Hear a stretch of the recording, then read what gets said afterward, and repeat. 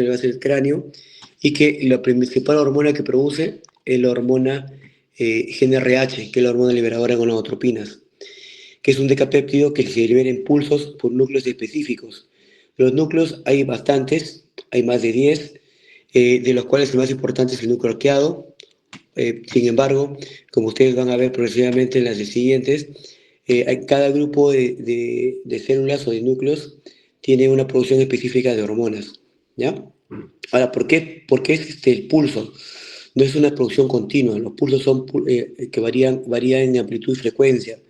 Entonces, dependiendo de la producción que se quiera lograr, el hipotálamo genera pulsos con mayor o menor frecuencia o amplitud. Por ejemplo, en la fase folicular, que es la primera fase de la menstruación, los pulsos son más frecuentes y con menos amplitud, y por tanto se libera más FSH. Mientras que en la fase lútea los pulsos son menos frecuencia, perdón, y más amplitud, son más lentos. Y eso posibilita, por ejemplo, la producción de LH. Ahora, la vida media, como son por pulsos, de cada pulso es 8 o 10 minutos. Entonces, el hipotálamo, eso siempre pregunta, la secreción es pulsátil, no es continua, ¿ya? Eso no se olviden. Ahora, esta hormona, la GnRH, al producirse en el hipotálamo, va a ir a la hipófisis, que es la hipófisis anterior, y va a estimular que ésta produzca la LH y la FSH. La LH es la hormona luteinizante y la FSH es la hormona folículo estimulante. Sigue por favor la siguiente. Entonces, como ven en esta diapositiva, hay muchos núcleos que se encuentran en el hipotálamo. Como le dije, los más importantes son el núcleo arqueado, pero también hay supraventricular, el supraóptico, el paraventricular, el hipotalámico anterior, el arqueado en sí, el dorso medial, el hipotalámico posterior, el área preóptica. Entonces, como está ahí en el dibujo en la parte superior, hay núcleos varios, pero cada uno tiene una porción específica, los cuales por el sistema porta se comunican por el sistema de radiación portal con la hipófisis, ¿no? Es donde se puede acumular y posteriormente liberar. Y acuérdense que en la neurohipófisis no hay producción directa ahí de hormonas, sino simplemente la hormona antidiurética y la oxitocina son hormonas que se sintetizan en los núcleos del hipotálamo y que viajan a la neurohipófisis donde son almacenadas. Es decir, eso también siempre pregunta, inclusive en los BOR, ¿qué hormonas produce la neurohipófisis? La neurohipófisis no produce ninguna hormona, almacena la ADH y la oxitocina, pero son hormonas que se producen en el hipotálamo, básicamente el núcleo supraóptico y paraventricular, y viajan ahí por los axones de las neuronas a acumularse. No es que se produzcan en la neurohipófisis, ¿ya? Si ustedes ven la irrigación, eso también pregunta cómo es que actúa o cómo se comunica el hipotálamo con el sistema, con la hipófisis, sobre todo, y también con la neurohipófisis, por el sistema de irrigación portal, ¿no?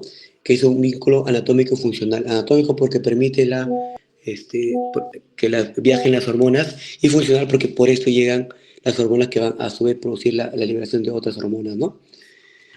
Sigamos, por favor, la siguiente. Ya, ahora, hasta ahí el hipotálamo produjo el GnRH, el GnRH actuó en la hipófisis para que libere a su vez FSH y LH, y en la neurohipófisis se acumuló la HDL y oxitocina. Ahora, de todas las hormonas que les comento, de ahí la hipófisis libera FSH y LH, que va a las gónadas. Las gónadas básicamente son los ovarios. Y en los ovarios produce la acción de estas hormonas, produce de FSH y LH, produce la maduración de los folículos, en la ovulación y además la producción hormonal de las hormonas o de las sustancias que se producen en los gónadas o en los ovarios. Lo más importante son las hormonas esteroideas, vale decir estrógeno, progestágeno y andrógeno, pero también se producen péptidos gonadales se llaman, ¿no? Que son las activinas, inhibinas, folistatinas y factores de crecimiento. Todas estas sustancias, en mayor o menor medida, sobre todo la primera, que son las hormonas esteroideas, son los que van a regular de manera positiva o negativa, es decir, por retroalimentación, el eje reproductivo, pues, ¿no? Ahora, los que siempre me voy a abocar siempre en esta parte siempre son en lo más puntual que ustedes deben saber, que son las hormonas esteroideas, vale decir, estrógeno, progesterona y andrógeno, que es lo que me voy a enfocar más en la clase, porque si bien excepto los péptidos gonadales, anibina, inhibina y folistatinas, son mucho más de especialidad. también es importante que lo sepan. Sobre todo de los péptidos, el más importante es la inhibina, es la que más generalmente puede inhibir la producción de la hipófisis. Entonces, es el que sí o sí, como ustedes pueden ver, inclusive en el primer cuadrito, donde está la hipófisis, hipotálamo, es el único péptido que está ahí en el cuadro, que, pues como dice ahí el cuadrito, la flecha roja inclusive, genera una retroalimentación negativa del ovario a la hipófisis, ¿no? Si bien ciertas otras sustancias también actúan, pero el más importante ahí es la inhibina. Y amigos, entonces vamos a enfocarnos en los péptidos, perdón, las hormonas tiroideas, que es lo que sí o sí ustedes como médicos generales deben saber. Y lo otro, como les comento, son bastantes factores de crecimiento, bastantes péptidos que podrían, si gustan, me pregunten y les explico, pero que como médicos generales no están en la obligación de saberlo, la totalidad y todo, porque inclusive ni siquiera muchos colegas, siendo especialistas, ya lo manejan con claridad, ¿no? Entonces ya, vamos a enfocarnos en las hormonas tiroideas. La siguiente, por favor. Ya, cuando hablamos de hormonas esteroideas, hablamos de, como le digo, progesterona, glucocorticoides, mineralocorticoides, andrógenos y estrógenos. Ahora, estas hormonas esteroideas, la principal producción es las gonas, como le digo, en los ovarios. Sin embargo, acá solamente es el 80-90%. Generalmente se considera el 90%. Pero también hay un pequeño porcentaje que se produce en las glándulas suprarrenales y en la placenta, ¿ya? Pero no es tan importante como la que se produce en los ovarios. Ahora, estas hormonas, según el número de carbonos que tienen, se puede clasificar en series de 18, 19 o 21. Es decir, esto sí, acuérdense siempre, los estrógenos son de 18 carbonos, como dice ahí la diapositiva, los andrógenos son de 19 y los mineralocorticoides, glucocorticoides y progestágenos son de 21. Pero acá el más importante de todos son los estrógenos. Acuérdense que las hormonas esteroideas sexuales en la mujer, el predominante son los estrógenos. Y la vía final común, ¿no? O sea, en el camino se pueden formar otras estructuras, como ya vamos a ver en los cuadros siguientes, pero el objetivo final son los estrógenos. Ahora, todo inicia a partir del colesterol y involucra por lo menos 17 enzimas, que ya también lo vamos a ver en adelante. Pero acuérdense, todo comienza en colesterol y la vía final común son los estrógenos, ¿ya? La vía final común implica la producción final, ¿no? Que son los estrógenos, básicamente el estradiol. Entonces todo comienza con colesterol y la producción final es en estradiol, ¿ya? Siguiente, por favor. La que sigue es la estructura del colesterol, que como ustedes pueden verlo, eh, es una estructura que tiene 3 anillos de 6 carbonos y un anillo de 5 carbonos. Esto también siempre suelen preguntar en las preguntas de recientado, en los board, cuántos anillos de carbono tiene.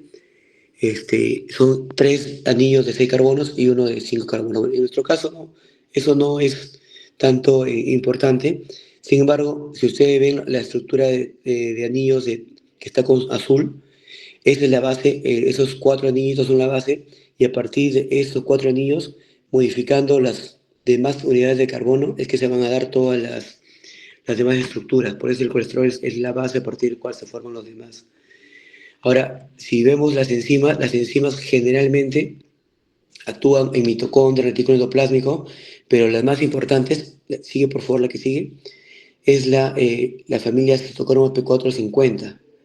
La siguiente, por favor.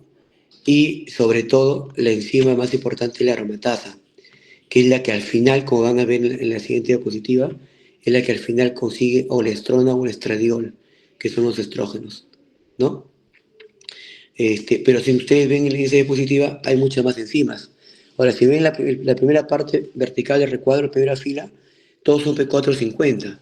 El P450 es una familia de enzimática que se encuentra, como ustedes pueden ver, en varias estructuras, ¿no? Sobre todo mitocondria, retículo endoplásmico, y que pueden generar reacciones a nivel de diferentes niveles, ¿no? Vale decir el colesterol a niveles diferentes de las cadenas o anillos. Pero esto siempre preguntan, eso sí, de la familia citocromo P450, ¿cuál es la principal? La principal es la aromatasa, que se produce en el retículo endoplásmico. Más que dónde se produce, es el nombre.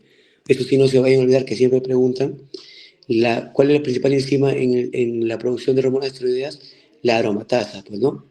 Que es familia de, P450, de la citocromo P450. Ahora, siguen, por favor. En este cuadrito sí vamos a tomar un poco de tiempo Si yo les expliqué que las hormonas tiroideas se basan en el colesterol a partir de muchas enzimas, por lo menos 17, como les decía. Si ustedes ven acá, acá están las 17 enzimas que se dan en la vía de la esteroidogénesis, ¿no? Si ven en la parte superior izquierda, todo comienza en el colesterol. Y dependiendo de las enzimas que actúen en este colesterol, las estructuras van progresando.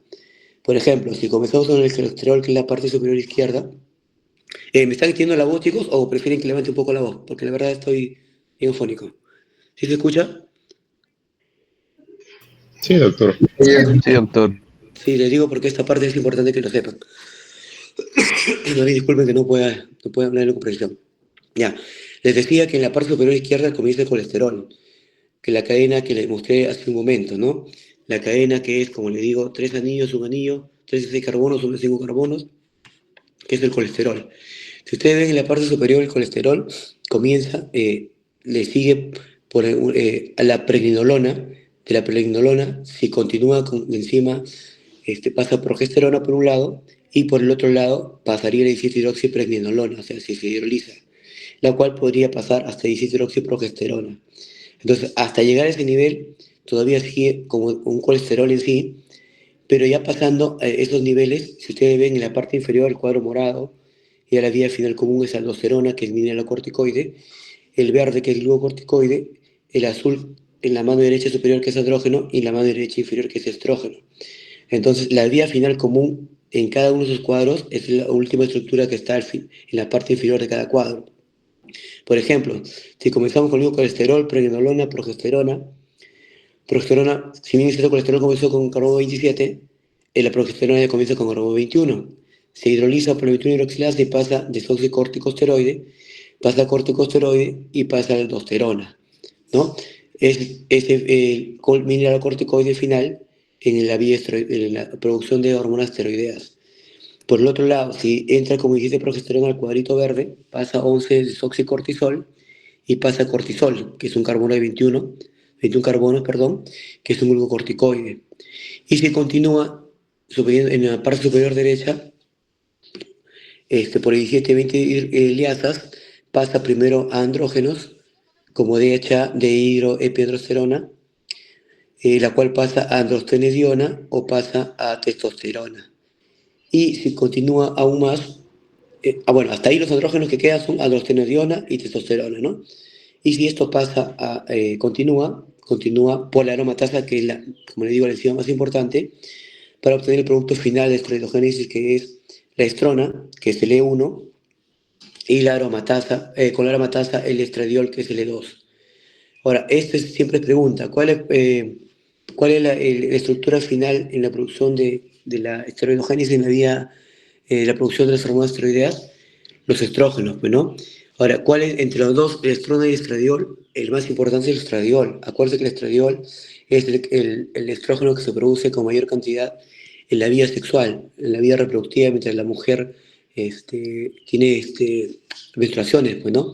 Mientras que la estrona se va a producir, pero ya en la menopausia, cuando la mujer ya está entrando en climaterio o menopausia. Entonces, si hablamos de porcentaje, ahí el estradiol es un 80-90% y la estrona es un 8-10%. Entonces, siempre la pregunta es, ¿comienza el colesterol? Y la vía final común son los estrógenos, básicamente el estradiol. Y el estradiol, acuérdense, también es el E2. A veces hay preguntas en el examen que le ponen cuál es la vía final común y te ponen E1, E2, E3, P2. Y ahí, por ejemplo, E1 sería el estrona, ¿no? E2 es el estradiol. El P2 sería la progesterona. Entonces, comienza con colesterol y termina en estradiol, E2, ¿no? Que es la vía final común que se consigue. Ya, la siguiente. Me está olvidando antes que se pase la siguiente. Entonces, acuérdense acá, la vía final común es el estradiol, pero en el camino pueden haber otras hormonas que de manera secundaria se pueden. Dime. Hola, dime, Hilarín. ¿Alguna duda hasta ahí? Cualquier consulta, chicos, levanten la mano y pregunten, no se preocupen, pregunten nomás. ¿Aló? Sí, levantaste la mano, creo, Hilary, creo era. No, doctor, lo presioné de casualidad, disculpe. Ya, le decía, hasta ahí lo que importa en este cuadro, no tanto que se aprendan las enzimas, porque La única enzima ahí que les voy a preguntar, o que le podría preguntar, es la aromatasa. La vía final, el colesterol, que comienza en colesterol, que termina en estrógeno, básicamente en estradiol, y la principal hormona de aromatasa. Si se dan cuenta, la aromatasa está solamente en el último recuadro, en que pasa de androstenediona a estrona, que es E1, acuérdense, estrona es E1, eso no se olviden, y la testosterona que pasa a estradiol, que es E2. Ahora, si ven el cuadrito rojo, la estrona también puede pasar directamente a estradiol, ¿ya? Y ahí no tiene que ver la aromatasa. Pero eso es una conversión periférica. La conversión periférica ya es no tanto en las gónadas, sino en la grasita periférica, pues, ¿no? Entonces, hasta ahí, como le repito otra vez, soy retractivo colesterol, estradiol, y de manera secundaria, en todas las ciclas del día de la esteroidogénesis, puede producirse también mineralocorticoides, como la aldosterona, glucocorticoides, como es el cortisol, y andrógenos, como es la androstenediona y testosterona. Entonces, esto es importante porque, por ejemplo, nosotros cuando hacemos ginecología, y llegan pacientes con problemas hormonales, todas o bueno, la mayoría de productos que nosotros indicamos, vale decir, lo más frecuente en estos casos cuando hay problemas hormonales, que son las píldoras, siempre vienen combinados estrógeno y progestágeno. Entonces, dependiendo de lo que nosotros queremos lograr, podemos modificar la píldora, dependiendo de lo que queremos modificar. Si queremos modificar de repente que tenga ovario poliquístico, le damos un antiandrogénico.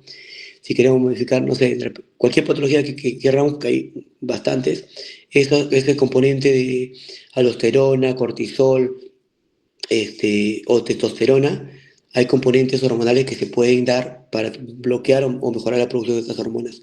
Pues es importante saber siempre qué dar, o sobre todo en un diagnóstico exacto para poder nosotros modificar. ¿Ya? Pero en este caso, la idea final común, como le digo, es estradiol. ¿Ya? La siguiente, por favor. La siguiente, pásalo, por favor. Ya. Como le dije, la vía final común es la producción de estrógenos. Y los estrógenos circulantes en las mujeres en edad fértil son, como le dije, el estradiol, en orden de importancia, el estradiol, que es el E2, la estrona, que es el E1, y el estriol, que es el E3.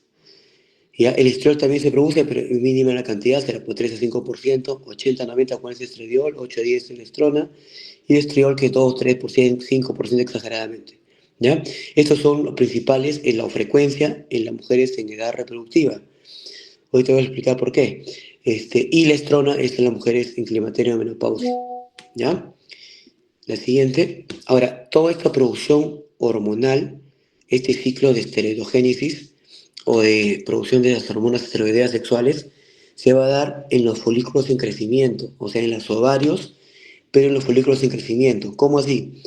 Cada mujer, desde que nace, desde que llega a... ¿Dónde estoy? Pero este acá se me cruzó. Un ratito, ¿dónde está?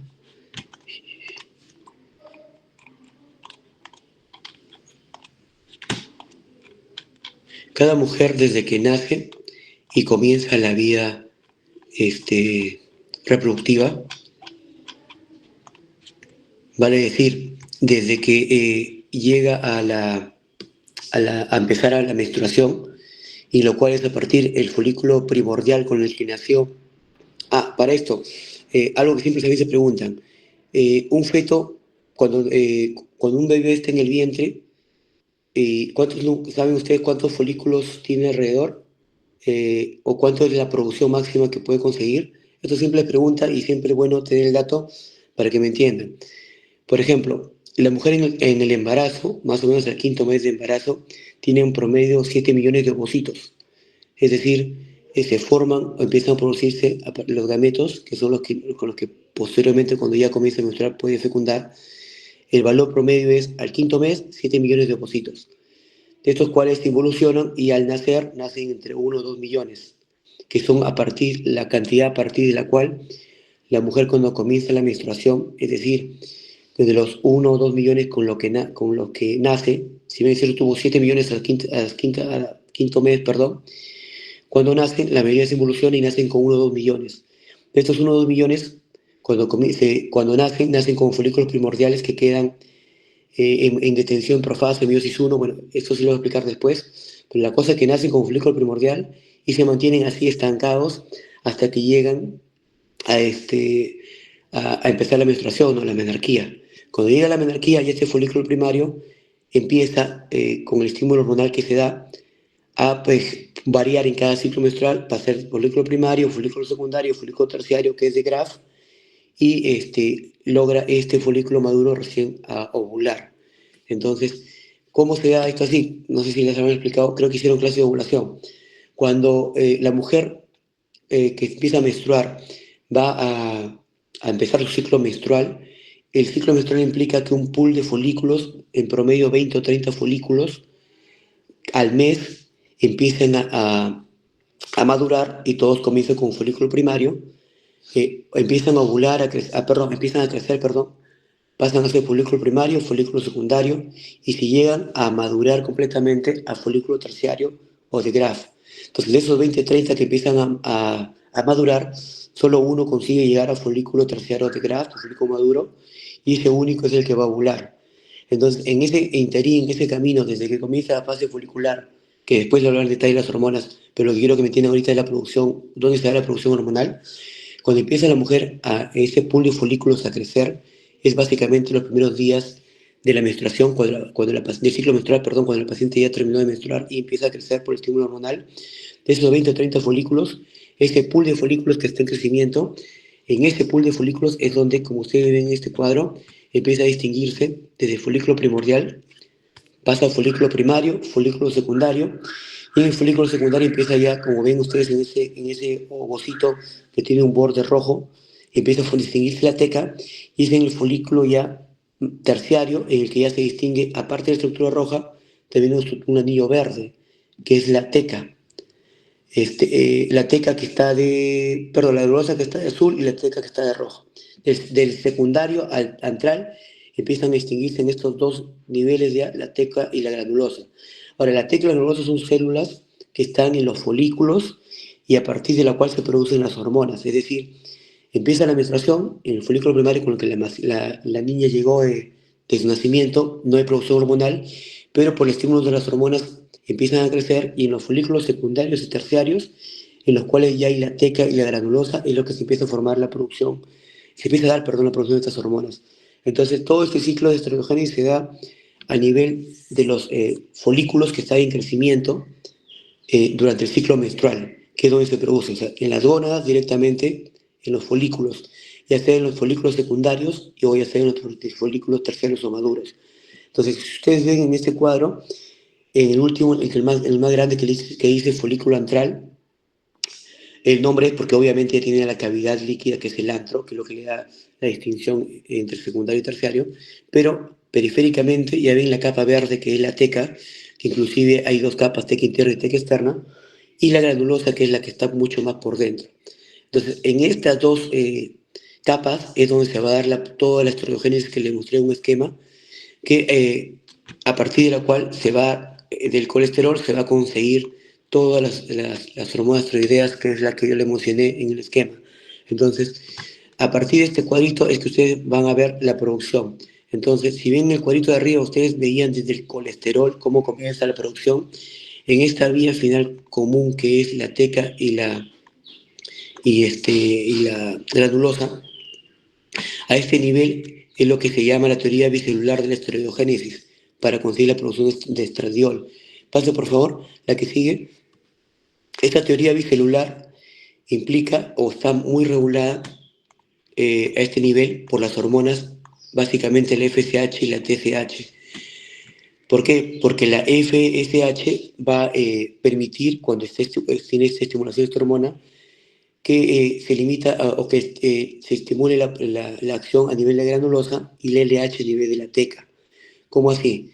Pasen la siguiente, por favor. Si nosotros el esquema anterior del folículo lo enfocamos solamente a nivel de las paredes del folículo antral, y como yo les dije, si ustedes veían en el anterior, la granulosa que estaba con una capa celeste medio turquesa, que en este caso está con naranja, y la teca que estaba en la parte más externa, que estaba de color verde, que en este caso sí sigue con color verde, acá a este nivel es donde se van a dar la producción final. Entonces, esto sí, como le dije, la teoría bicelular de la estereogénesis implica que a nivel de estas dos células, que son célula T y célula granulosa, es que se va a dar la vía final. Entonces, la pregunta también que siempre se hace y que siempre le va a venir es la teoría bicelular de la estereogénesis, ¿qué hormona actúa a qué nivel? Por ejemplo, la LH tiene acción en la teca, eso sí, apúntenlo. La LH actúa en la teca y la FSH actúa en la granulosa. ¿Ya? Si vemos este cuadrito y si traspolamos el primer esquema que era de las enzimas a este esquema, nos estamos yendo a la parte final, que era el cuadrito en rojo, que ya en este esquema, pero ya en los ovocitos de crecimiento, los folículos de crecimiento. Y como les digo, no se olviden esto, la teca siempre es estimulada por la LH y la granulosa por la FSH. El cuadrito que les estoy mostrando en la parte izquierda y derecha, inclusive con flechas, está dicho con flechas azules, el LH y el FSH, ¿no? Entonces, ¿cómo así? En la teca comienza todo lo que vimos inicialmente en el cuadro anterior, que es el ingreso del colesterol. Después pasa, bueno, obviamente acá está más resumido, ¿no? Y está más esquematizado. En la teca comienza con el colesterol, sigue pregnenolona, sigue pregnenolona, sigue DEA y pasa a androstenediona. Es decir, en la teca la LH simplemente estimula la producción de andrógenos, comenzando colesterol y terminando androstenediona. ¿Sí? Y la androstenediona atraviesa la membrana y pasa a la granulosa, o sea, de la parte externa se va hacia la parte interna, la androstenediona. Acuérdense cuál traspasa la membrana en la teca y la granulosa en la vía final común, ¿qué andrógeno traspasa? Androstenediona. ¿Ya? Llega a la granulosa y en la granulosa, por estímulo del FSH, es que en los receptores FSH es que la androstenediona pasa a estrona y pasa a estradiol. Y de estradiol lo libera a la sangre. ¿Ya? Entonces es la famosa teoría bicelular de la estereogénesis ovárica. Entonces todo lo que le dije inicialmente se da a este nivel, en los folículos en crecimiento de cada ciclo menstrual, pero en los folículos secundarios y en el folículo antral, no en los primarios ni en el primordial. ¿Ya? Tiene que ser en los secundarios, esto tenéis siempre pregunta, en los folículos secundarios o en el antral, no en los primarios. Entonces, le repito, en la T que ingresa con el colesterol, termina con una estradiol, que es un andrógeno, o sea, acuérdense que la teca es producción o síntesis de andrógenos. En la teca no se produce estrógenos. En la teca empieza colesterol y termina en estradiol, es decir, solo teca, le recalco, es andrógenos. Y la granulosa es a estrógenos. Eso también siempre preguntan. ¿Qué se produce en la teca? Andrógenos y en la granulosa estrógenos, pues, ¿no? La vía final común. ¿Ya? La siguiente, porfa. Ya. ¿Hasta ahí alguna duda? ¿Hasta ahí, chicos, todo claro? ¿O alguna parte que decían de repente que les explique más? Dime, Juan Pablo.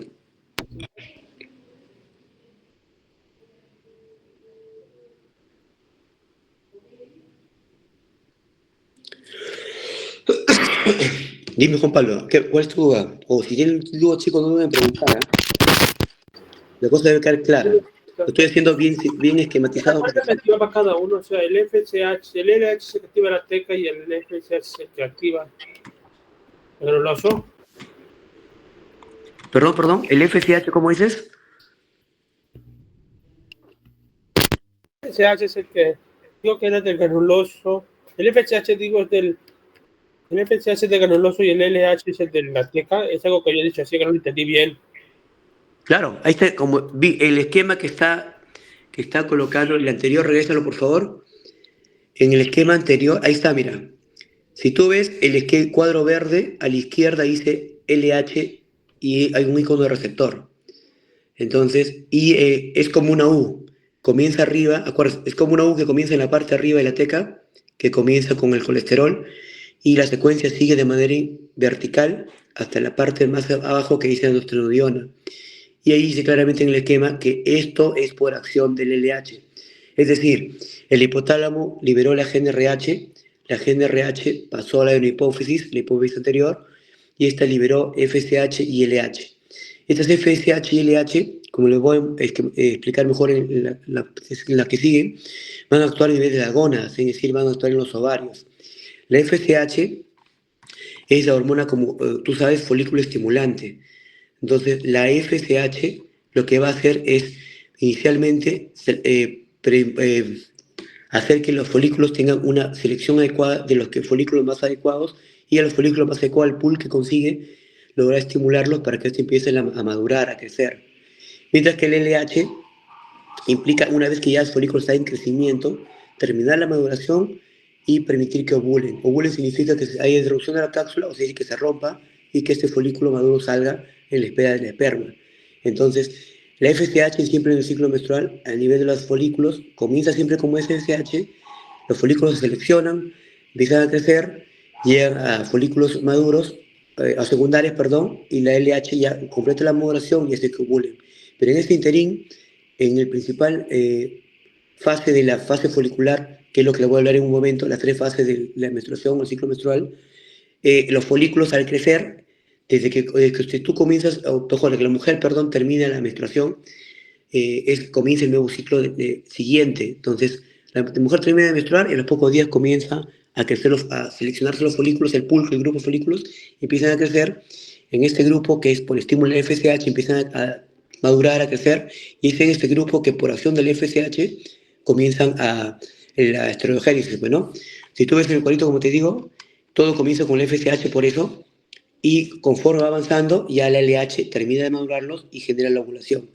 Entonces ahí nunca se olvide este cuadrito, el anterior, que decía la teca, que es la parte más en la capa externa, en la cual comienza con la LH del ciclo anterior, y la granulosa que termina con la FSH. Eso siempre pregunta, teca LH y granulosa FSH. ¿Ya? No sé, ¿quedó claro? O no sé, de repente a una otra parte que antes de seguir. Esta partecita debe quedar claro, chicos, porque esta parte es importante. ¿Alguna duda hasta ahí? Todo claro hasta ahí, doctor. Ya. Entonces sigamos. Claro, doctor. Ok, como les digo, el ciclo menstrual, el siguiente, por favor. Hasta ahí hemos hablado de la producción hormonal del ciclo reproductivo, es decir, comienza en hipotálamo, hipófisis, gónadas, cómo es el eje hormonal va a predisponer o va a permitir que se den los procesos para que la mujer su eje reproductivo esté óptimo y pueda fecundar, pues, ¿no? Pero toda esa parte, la vía final, es la acción que se da a nivel de las gónadas, ¿no? Vale decir los ovarios, vale decir el útero, el endometrio, ¿no? Entonces, si es que todo el ciclo, el eje reproductivo, el eje hormonal, funciona de la manera adecuada, la mujer, el objetivo final es que ovule, y el ovular implica que un ovocito sale, y un ovocito maduro sale del ovario, disrumpe la cápsula y pasa a la trompa, en donde el tercio medio espera el esperma que sube la fecunde, pues, ¿no? Pero si lo fecunda, en buena hora se da el embarazo, pero si no lo fecunda, pasa obviamente a menstruar, pues, ¿no? Entonces, hasta ahí hemos hablado de la parte hormonal, pero ahora vamos a hablar, ya que expliqué cómo se da la producción hormonal, cómo esto se refleja en el ciclo ovárico, pues, ¿no? O ciclo menstrual. Entonces, para empezar, antes se consideraba dos fases en la menstruación, ¿no? La fase folicular y la fase lútea. Vale decir, se consideraba la fase proliferativa, en la cual se veía la menstruación y comenzaban a crecer los folículos, o la fase secretora, que es en la cual, bueno, ya empezaba a crecer el endometrio mucho más, preparándose para la menstruación, ¿no? Sin embargo, la tendencia ahora es clasificarlo en tres fases, no solo en dos, como era lo clásico. Como lo ven ustedes en la primera diapositiva, a ver, no sé si será sí, en la anterior, bueno, en la anterior diapositiva decía fase 1, que es la fase menstrual y folicular. Regresa a la anterior, por favor. La fase 1, que es la fase de menstruación y fase folicular, es decir, en la cual la mujer va a ver la descamación del endometrio, obviamente el sangrado, y a partir de la cual va a empezar a crecer los folículos, que van por sí las hormonas, como les comentaba, y la fase de ovulación, en la cual ya el óvulo maduro sale y espera el esperma para la fecundación, y la fase lútea, a partir de la cual, al no conseguir embarazo, empieza el endometrio a proliferar, a crecer más, para poder conseguir nuevamente la producción de folículos y nuevamente la regla del próximo mes. Bueno, siguiente, por favor. Entonces, si lo reflejamos en un esquema y comparamos el desarrollo de folículos, cómo va el desarrollo de folículos y cómo se va a dar en la menstruación, desde el periodo fetal hasta cómo llega cuando la mujer va a menstruar. Si bien, como les dije inicialmente, en el periodo fetal comienza todo como una ovogovnia, las cuales por mitosis logran conseguirse convertir en ovocito primario. Este ovocito primario, cuando el feto nace, queda como ovocito primario, el cual contiene un folículo primordial, es decir, queda en detención en profase. Bueno, esta pregunta el FELU ya de especialidad.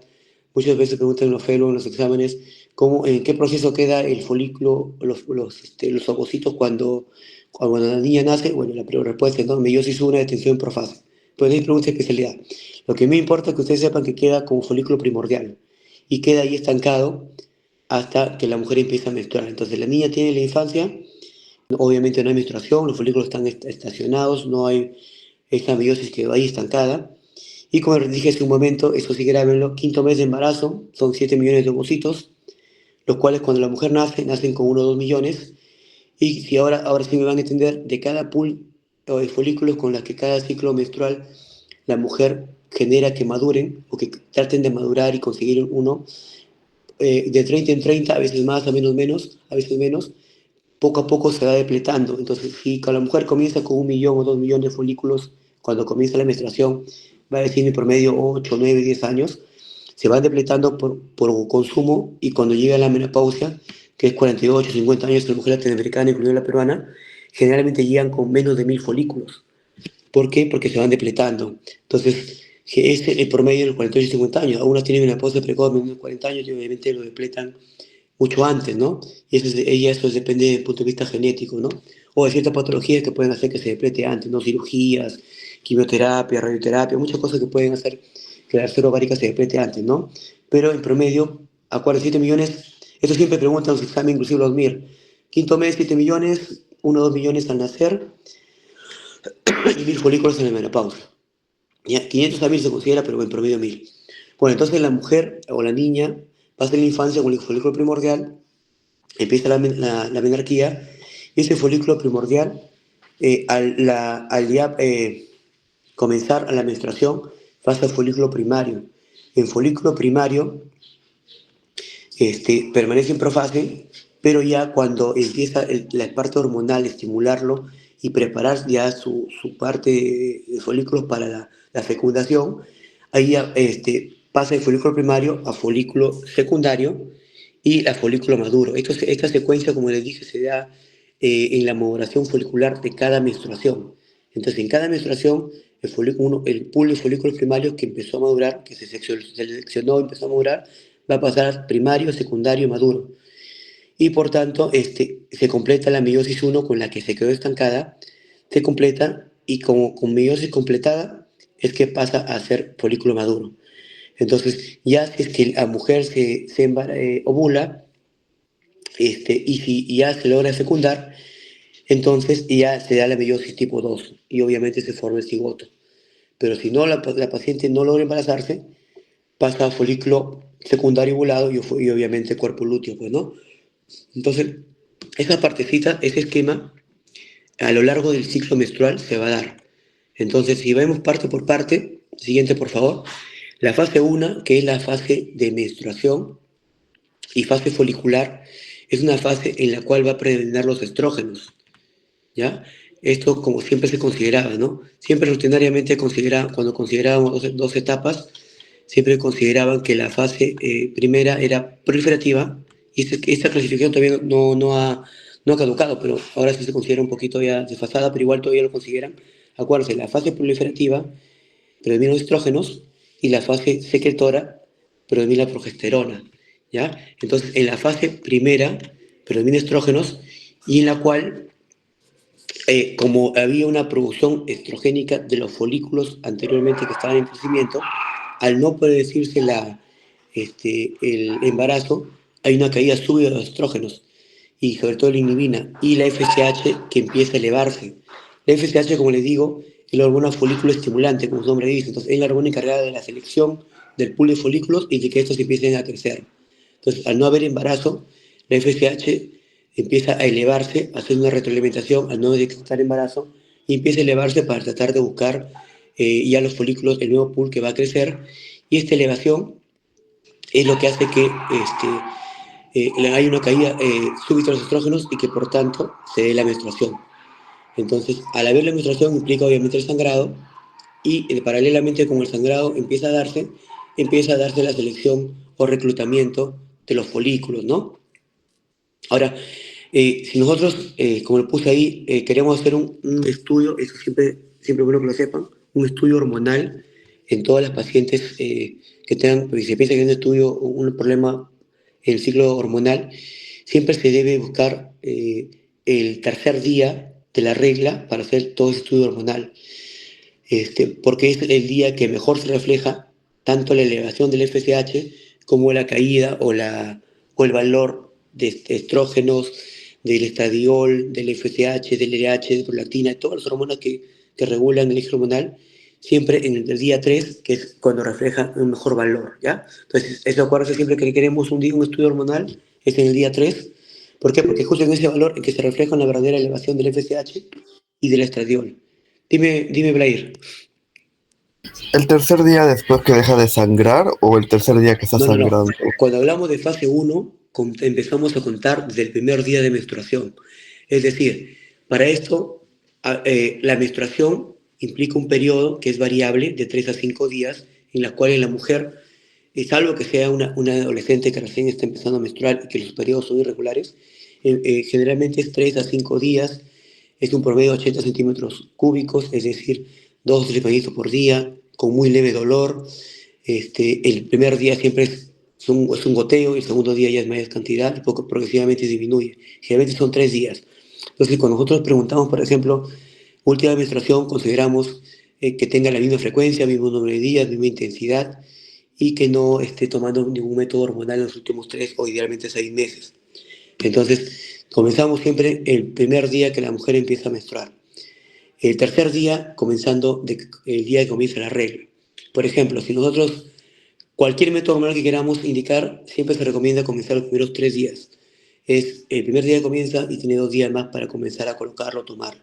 Y en este caso también, cuando se hace el estudio hormonal, no es el día que para la menstruación, porque es variado. Puede ser que a una mujer le venga 2 días, puede ser que le venga 3 días, o puede ser que esté con un método hormonal y le venga un día, o a veces en métodos hormonales ni siquiera ve la regla.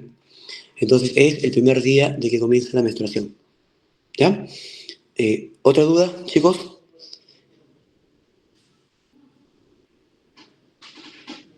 ¿Seguimos?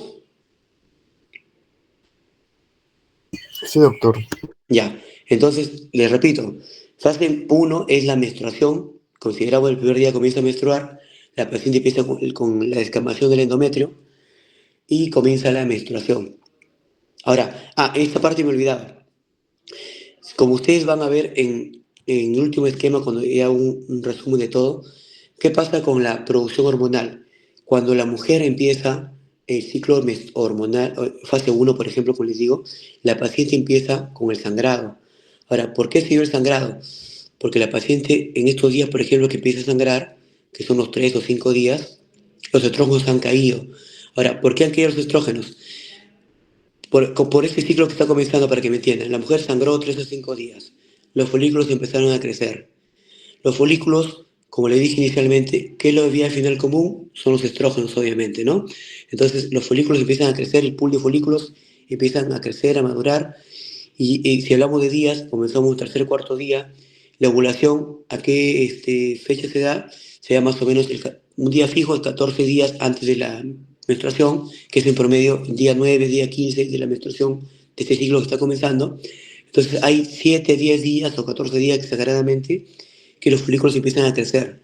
Durante este crecimiento, obviamente el estradiol o los estrógenos que producen los folículos ha aumentado, pero al ovular, obviamente los folículos empiezan a involucionar. Si los folículos involucionan, porque no se crió el embarazo y obviamente la paciente ovuló, obviamente la producción de estrógenos está en caída.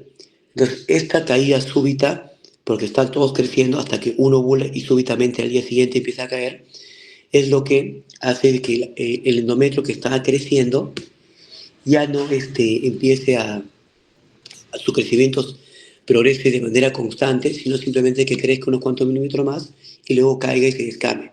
Es por eso que dice esa positiva, dice, predominan los estrógenos que están elevados por lo que están en el ciclo previo, que está preparándose para el embarazo, pero que hay una erupción, como dice ahí, súbita de los estrógenos y que por lo tanto se da la menstruación.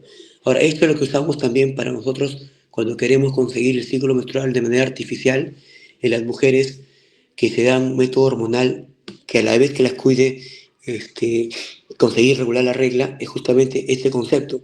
Como así, todas las píldoras hormonales, hormonas en píldora, perdón, que hay en el mercado, que son de 21, 24, 28, buscan reflejar este concepto, es decir, así sea que traiga 21, traiga 24, traiga 28, generalmente viene siempre 21 o 24 con hormonas y 4 te viene sin hormonas, te viene otro color, generalmente blanquitas o rosadas, pero sin hormonas, solamente con hierro. Y justo busco reflejar esta idea de que mientras ella esté con la 21 o 24 con las hormonas, que básicamente son estrógenos, el endometrio va a mantener constante en crecimiento, y las últimas 4, que son justamente asociadas por deprivación hormonal, es decir, por el hecho de que ya no hay la hormona que había en las anteriores, es que sea lo mismo. Una que ella sube de estrógenos y por eso se ve la menstruación, o sea, por eso el endometrio escama y cae, ¿ya? Que es lo que, es lo que se ve en la primera etapa o fase de manera fisiológica, que porque ya subiste el estrógeno, se ve el sangrado y a la vez se ve o se da inicio a la selección, reclutamiento y el crecimiento del cohorte o pool de folículos. ¿Ya? Listo. La siguiente, por favor. Ya, entonces, ya, la siguiente, si en la anterior vimos que ya el endometrio escamó, sangró, se dio la menstruación, y el pool o el, que se llama el pool, el cohorte de folículos empezó a crecer y a producir hormonas, ya como está acercándose a la ovulación, y obviamente ya se consiguió folículo primario, secundario, maduro, que es el de Graf, y ya de todos los 20 o 30 del cohorte full logra ovular. Ahora, esta elevación alta del estradiol que lo dio todos estos folículos en maduración va a estimular que la LH empiece a subir. O sea, en un inicio subió ¿cómo se llama? La FSH, que se llama folículo estimulante, como su nombre lo dice, para reclutar y estimular justo el crecimiento de los folículos, y eso condujo a que el estradiol se eleve. Pero cuando ya la paciente ovula, entonces, sí, al ovular, no estamos en la segunda, yo estoy pasando una. Ya, realizamos la anterior, yo estaba en ovulación, me había saltado una, ya. Disculpen chicos, me estaba salteando una. Ya, les decía que en la fase 1 menstrual o folicular predomina estrógenos por la caída súbita de estos, el FSH eleva y el reclutamiento. ¿Ya? En la fase folicular, al haber el seguimiento de los folículos al producir estrógenos, estos van a hacer como una retroalimentación negativa que el FSH empieza a disminuir. Y este estradiol, a su vez elevado, va a hacer que el LH empiece también a elevarse. Y este LH elevado, cuando llega un pico, que en medicina reproductiva llamamos pico de LH, es cuando se va a dar la ovulación. Ahora, este pico de LH, si tú lo reflejas en los folículos, cuando hacemos seguimiento ecográfico en la paciente que hacemos reproducción, este folículo de pico de LH se va a reflejar en folículos de 18 a 20 milímetros, que son los folículos ya terciarios. Entonces, por eso cuando nosotros hacemos reproducción y queremos, por ejemplo, generar la ovulación en la paciente, y sea para una inseminación, un in vitro, hacemos seguimiento ecográfico desde que le estimulamos con hormonas hasta el día que conseguimos un folículo 18-20 y que nosotros gatillamos, es decir, con una hormona desencadenamos la ovulación con este pico de LH. Justamente lo hacemos con LH, que va a hacer que el folículo que ya esté maduro de terciario termine de derruptar la cápsula y ovule. Entonces, la secuencia es inicialmente FSH, sangrado, estimula los folículos producen estradiol, este estradiol, por retroalimentación a la hipófisis de manera negativa, hace que el FSH, como ya se consiguió la modulación gracias objetivo, empiece a disminuir, y por el contrario, el LH termine de madurar el folículo y genere que éste ovule. Entonces, si nosotros vemos la que se llama la síntesis de la teoría celular, como yo les dije, la LH se produce en los andrógenos y el FSH se produce el estradiol. Entonces, el estradiol va a predominar cuando, y por tanto el FSH, cuando está recién comenzando el ciclo y los folículos crecen, mientras que el LH va a predominar cuando ya los folículos crecieron y está por madurar y ovular el folículo, el que se consiguió, porque generalmente se ovula uno. Raramente es una ovulación de doble. 99% de casos siempre es solamente un folículo. ¿Ya? Siguiente. Entonces, si ya conseguimos, siguiente por favor, si ya conseguimos que la LH se eleve y que sea el famoso pico de LH, una vez que ese pico de LH se da, la ovulación se va a dar entre las 36 o 40 horas después de este pico de LH. Entonces, es por eso que cuando nosotros queremos valorar si es que la paciente está por ovular o no, podemos tomarle hormonas como el LH y determinar si está en el pico, o los famosos test de ovulación, ¿no? Que ahora están de moda, que son kits de orina, como si fuera prueba de embarazo, que obviamente sumergiendo un minuto en la orina de la paciente también te puede decir si está ovulando o no está ovulando, ¿no? Antes usábamos hormonas en sangre, ahora con los kits es más práctico. Entonces, esta siempre es pregunta, ¿qué es la hormona que se encadena en la ovulación? El pico de LH. ¿Por qué se dio el pico de LH? Porque el estradiol se produjo o se elevó durante la maduración de los folículos, pues, ¿no? Y la ovulación se da del pico de LH a las 36 o 40 horas.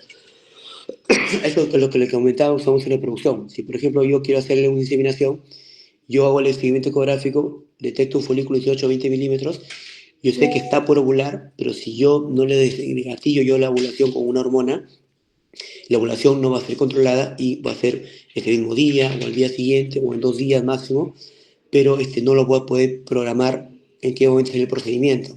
Es por eso que, por ejemplo, si quiero hacer una inseminación, le hago seguimiento y veo que está un óvulo 18 milímetros, folículo maduro que va a ovular, yo le gatillo la hormona y como sé que si yo gatillándole, es decir, dándole LH, la ovulación se va en 36 o 40 horas. Si yo, por ejemplo, le digo, ¿sabe qué, señora? Si hoy día es domingo, le hago la ecografía este 18, en la noche, 9 de la mañana, colocas esta ampolla, y yo sé que en 36 horas, vale decir, si lo coloco hoy día domingo, el lunes, el martes en la mañana, que cumplí las 36 horas, yo sé que ese día, esa hora exactamente está ovulando. Entonces, si le colocas la ampolla a 9 de la noche hoy día, y el martes en la mañana la cito en el laboratorio de fertilidad y le hacemos su inseminación o su in vitro. ¿Por qué? Porque yo sé que la ovulación se da a las 36 o 40 horas de que se gatilla el pico del LH, pues, ¿no? Pues ese contexto siempre es importante, pero en su caso, acuérdense, el pico LH es lo que desencadena la ovulación, ¿ya? Y la ovulación, me olvidaba, no ocurre de manera alternada, es decir, no es que en un ovario se dé en un lado y en el otro ovario de manera alternada se da en el otro. Entonces, puede ser que 2 meses o más meses consecutivos sea un ovario, puede ser que alternadamente sea en el otro ovario, puede ser que intercaladamente se den los dos ovarios. No se puede saber exactamente qué ovario va a ovular. Lo que es cierto es que si no tienes un ovario, la producción hormonal se puede dar tranquilamente de manera normal con un solo ovario. Es decir, un solo ovario puede sustituir la función de ambos, no solamente hormonal, sino también reproductiva. Con un solo ovario, la función reproductiva y por tanto el embarazo se mantiene igual, así tenga un solo ovario, ¿ya? Pero sí, a veces preguntan, sobre todo bueno, en los BOR o en los MIR, de que si es alternado, si es consecutivo, si es un mes sí, un mes no cada ovario, eso no está definido, no hay un patrón que se siga, ¿ya? Eso es importante que lo sepan. La siguiente, ya falta poco, chicos, ya faltan creo que 2 diapositivas. Y la última, que es la fase lútea, que es la fase donde predomina la progesterona. Ahora, si no conseguimos el embarazo y conseguimos que se ovule, obviamente al ovularse se va a formar el cuerpo lúteo. El cuerpo lúteo es el encargado de la progesterona, pues, ¿no? Entonces, luego de que se ovula, de que ya los folículos empiezan a involucionar, todas las células que estuvieron creciendo se van a evolucionar y se va a formar el cuerpo lúteo. Y el cuerpo lúteo obviamente va a seguir la mayor produciendo LH que se originó con la ovulación va a seguir y va a regresionar hasta formarse el cuerpo albicans, pues, ¿no? Entonces, nuevamente ahí los estrógenos están en caída hasta que nuevamente se dé la menstruación, y que por eso que está en caída se da la menstruación y comienza el nuevo ciclo, ¿no? Todo es una cadena, ¿ya? Ya para terminar, el último cuadrito donde está resumido todo, el siguiente, porfa. Entonces, si ustedes analizan, es el cuadro clásico que se muestra la correlación entre el ciclo hormonal o reproductivo y el ciclo menstrual. Si ustedes ven, clásicamente se diferencia en fase proliferativa y fase secretora. Entonces, la clasificación actual, que no es tan antigua, hace 4 o 5 años, cuando le digo fase menstrual folicular, que es la primera fase, la ovulación, que ya se queda como una fase, y la fase secretora, que ya se considera o se llama oolútea, que es la tercera. Pero acá si correlacionamos, como ustedes ven, la primera fase, que es la fase proliferativa, es en la cual, como ven en la parte inferior, cae el endometrio, el sangrado, y recién empieza a crecer el endometrio del nuevo ciclo. Eso es en el endometrio, a nivel de útero. A nivel de gónada, los folículos que empezaron a crecer, el estrógeno, como ustedes ven, están en ascenso, por eso lo consideran fase estrogénica, y las hormonas de la hipófisis están en la producción mínima, y los folículos ya dentro del ovario están en crecimiento o maduración, hasta conseguir el folículo terciario o maduro de Graf. En ese interín, todos los folículos son los secundarios y el terciario son los que producen las hormonas, que son los estrógenos, que están en su vida. Ahora, si llegamos a la parte media de la ovulación, los estrógenos se han elevado tanto que, como ya se consiguió la selección en maduración de los folículos, la FSH empieza a caer y empieza a elevarse la LH, el cual pico va a desencadenar, como está en el centro del pico azul, va a desencadenar que el folículo maduro que está arriba ovule, y que obviamente esto hace que el endometrio complete su crecimiento, y al ovular, que ya la producción de progesterona del cuerpo lúteo que se formó se eleve, y eso hasta donde creció el endometrio inicialmente con el estímulo de FSH se mantenga, hasta que cuando el cuerpo lúteo empieza a generarse y la progesterona que lo producía ya también empieza a caer, es cuando empieza ya a descamarse o prepararse el cuerpo, el endometrio, para la menstruación, pues, ¿no? Entonces, lo predominante en la fase proliferativa es el estrógeno por los folículos, y en la fase secretora la progesterona por el cuerpo lúteo. Y es cuando nuevamente comienza el ciclo menstrual siguiente. Entonces, todo esto es de manera cíclica, debe darse continuamente todos los meses, y es importante que lo sepan porque a partir de acá hay muchas patologías o muchas hormonas que uno debe saber este ciclo, básicamente manejarlo para que pueda entender el manejo. Hay muchos medicamentos desde la hipófisis.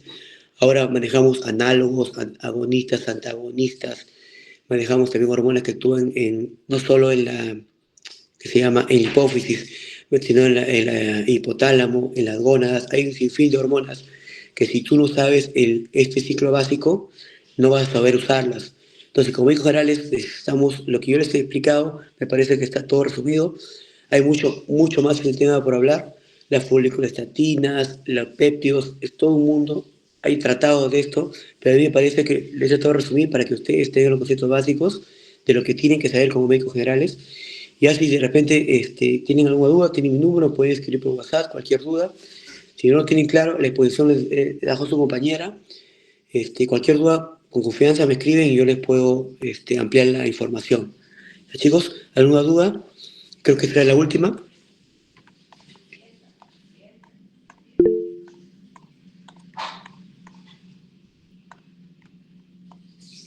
¿Todo claro? Todos los que he dicho que son puntuales, cosas puntuales, son los que siempre preguntan.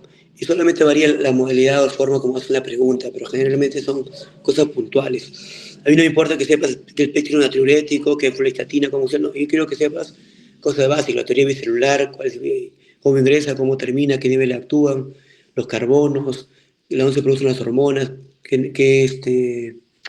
le llaman? ¿Qué grupos celulares producen tal? Una pregunta que siempre cae: ¿qué hormonas se producen en la hipófisis? Ninguna. La hipófisis no se produce ninguna hormona. La hipófisis siempre produce hormonas. La hipófisis no produce, almacena. ¿Qué almacena? ADH, oxitocina, antidiurética y oxitocina.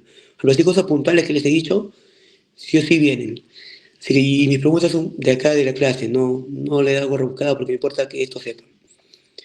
¿Todo claro? ¿Todo claro, chicos?